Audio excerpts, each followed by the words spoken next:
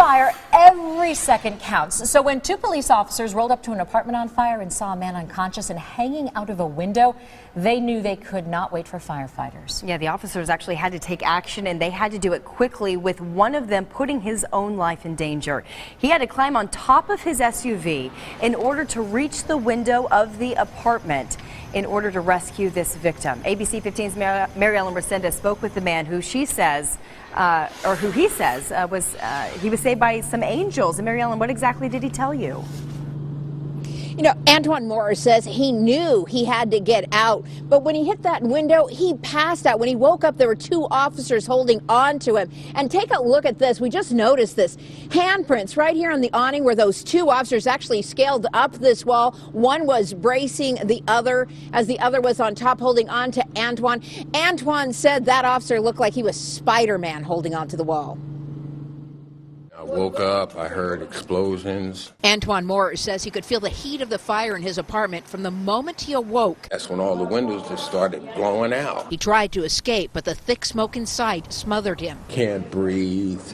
I mean, it's just dark. Everywhere you go, you just run into something because you can't see anything. And the more you breathe, the more, you know, it just takes you out. Antoine barely made it to the window when all went dark.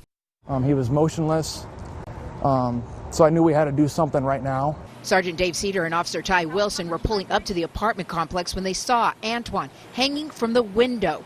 Sergeant Cedar pulled his SUV underneath, climbed on top, and scaled the wall, while Officer Ty Wilson came in underneath him to break any falls. While we're holding on to the guy, fire arrives and brings us a ladder. That quick-thinking firefighter was rookie Jake Huff, his second day on the job. You could see an officer on the truck, an officer on the window sill trying to hold Antoine up, and then Antoine hanging out the window. They were angels.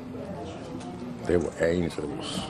I really do believe, you know, because if they wouldn't have been there, I wouldn't be here now. Three men doing what they do best, saving lives. And today, it was Antoine's life. Thank you. Thank you very much.